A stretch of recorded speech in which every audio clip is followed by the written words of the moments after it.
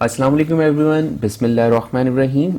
आज हम operating system में जो कमांड्स और बेसिक कॉन्सेप्ट्स हैं जिसको हम अपनी स्क्रिप्ट्स में लिखते हैं और ओरेकल वर्चुअल मशीन पे जब हम रन करते हैं तो उसके बारे में हम आज अपने बेसिक कॉन्सेप्ट्स क्लियर करेंगे। The first thing is the shell. आप हाईलाइटेड हुआ देख रहे हैं shell. Shell basically is an interface to the Unix system. जिस तरीके से मुख्तलिफ प्रोग्रामिंग लैंग्वेजेस में कंपाइलर्स होते हैं और उनके डिफरेंट सॉफ्टवेयर्स आप यूज़ करते हैं, जैसे आप पाइथन यूज़ कर रहे होते हैं, उसका अपना इन्वायरमेंट होता है। इसी तरीके से सी जब आप प्रोग्रामिंग लैंग्वेजेस कर रहे होते हैं अपने फर्स्ट ईयर प्रोग्राम में, तो आप उसके लिए टर्बो सी यूज़ करते हैं, डाव सी प्लस प्लस फिर आपके पास होते हैं। तो डिफरेंट आईडीई आप यूज़ कर रहे होते हैं। इसी तरीके से ऑपरेटिंग सिस्टम्स के लिए जो इन्वायरमेंट है वो शेल का है, जो इन्वायरमेंट प्रोवाइड करता है, एनेबल करता है आपको कि आप रन कर सके कमांड्स, प्रोग्राम्स और शेल स्क्रिप्ट्स। जब हम ऑपरेटिंग सिस्टम में प्रोग्रामिंग करते हैं तो उसको यूजुअली हम शेल स्क्रिप्ट्स का नाम दे रहे होते हैं। दो तरीके के हमारे पास शेल्स हैं, हम दो तरीके से प्रोग्रामिंग कर सकते हैं ऑपरेटिंग सिस्टम में। एक बॉर्न शेल है और एक सी शेल टाइप है। बॉर्न शेल जब आप यूज़ करेंगे तो उसमें आप एक चीज़ ज़रूर देखेंगे जो इन दोनों को जो है वो डिफरेंस करेगा। एक है dollar sign, dollar character sign, और एक है परसेंटेज का करेक्टर साइन। ये डॉलर का करेक्टर साइन आपके बॉन्ड शेल के लिए यूज़ होता है और परसेंट का करेक्टर साइन आपके सी शेल के लिए यूज़ होता है।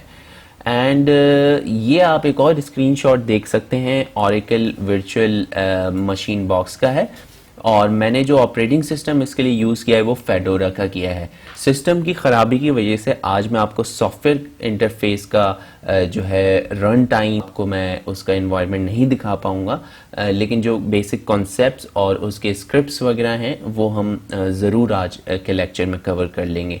आप यहाँ देख सकते हैं ये CMD मोड जो ब्लैक एंड वाइट मोड होता है आपके विंडोज़ में भी अवेलेबल होता है। इसी तरीके से जो वर्चुअल आपका बॉक्स है वो आपने विंडोज़ पे जब इंस्टॉल कर लिया तो उसके बाद आपके पास ये CMD मोड भी अवेलेबल होता है एक वर्चुअल बॉक्स के एनवायरनमेंट पे, और अगेन डिफरेंट ऑपरेटिंग सिस्टम्स आप उसमें इंस्टॉल कर सकते हैं। आप विंडो यूज़ कर सकते हैं। I am using Fedora for that. So ये डॉलर साइन प्रॉम्प्ट करता है कि आप बॉन्ड शेल यूज़ कर रहे हैं। मुख्तलिफ आप इसके आगे कमांड्स लिखी हुई देख रहे हैं, हम इन कमांड्स को भी टाइम टू टाइम डिस्कस करते हैं। तो the first thing is that PWD basically आपकी जो करंट डायरेक्टरी होता है उसको आइडेंटिफाई करता है कि आपकी जो वर्चुअल बॉक्स की इन्वायरमेंट है, यानी आप जब स्क्रिप्ट सेव कर रहे होंगे या ये जो CMD मोड है ये किस डायरेक्टरी पर है। तो ये आप देख सकते हैं /home/live यूज़र पर मौजूद है। इसी तरीके से एक कमांड होती है CD जो चेंज डायरेक्टरी के लिए आप यूज़ करते हैं अगर आप डायरेक्टरीज को चेंज करना चाहें। The next thing is that chmod+x, और आप आगे देख सकते हैं test1.sh लिखा हुआ है।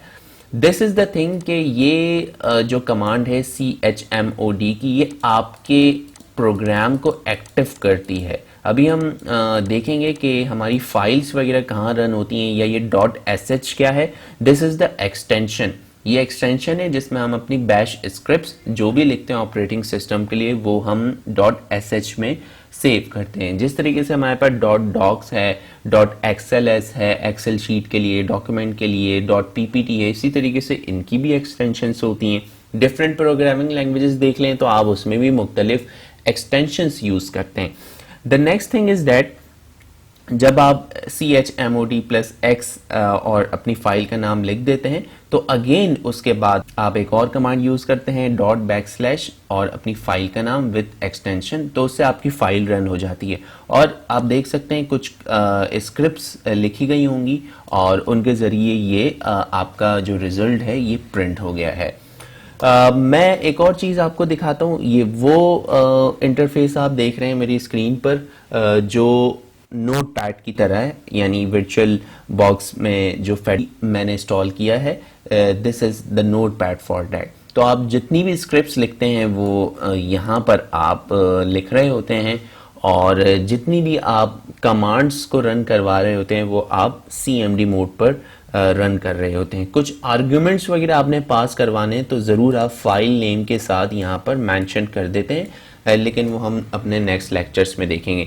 तो दो चीज़ें आपको क्लियर हो गई होंगी। एक पहला ये कि हम CMD मोड्स से अपनी फाइल्स को रन करवाते हैं, या हम अपनी डायरेक्टरीज वगैरह को चेक कर सकते हैं कि हमने जो फाइल सेव करनी है वो किधर करनी है, और अगर हम अपनी कमांड डायरेक्टरी चेंज करना चाहें तो हम CD के ज़रिए चेंज कर सकते हैं। वो कैसे होगी इंशाल्लाह नेक्स्ट लेक्चर्स में हम उसको देखेंगे। दो चीज़ें, दो इंटरफेस आप देख सकते हैं। यहाँ पे आपने अपने स्क्रिप्ट्स रन करनी है और यहाँ पे आपने अपनी कमांड्स जो है वो कॉल करनी है। Writing any script in operating system is the hash !bin/sh। ये बेसिकली अलर्ट करता है आपके शेल स्क्रिप्ट्स को कि जो भी आप प्रोग्राम लिख रहे होते हैं उसको अलर्ट करता है। This is the starting point for that. मुख्तलिफ प्रोग्रामिंग लैंग्वेजेस में मुख्तलिफ आप जो है वो स्टार्टिंग लाइब्रेरीज वगैरह जैसे इंपोर्ट करते हैं C में, और डिफरेंट लैंग्वेजेस हैं। यहाँ पे #!bin/sh यूज़ किया जाता है। द वेरी फर्स्ट थिंग कि अगर आपने कोई मैसेज प्रिंट करना है अपनी स्क्रिप्ट पे तो उसके लिए आप कमांड क्या लिखेंगे। तो हेयर इज माई कंपाइलर।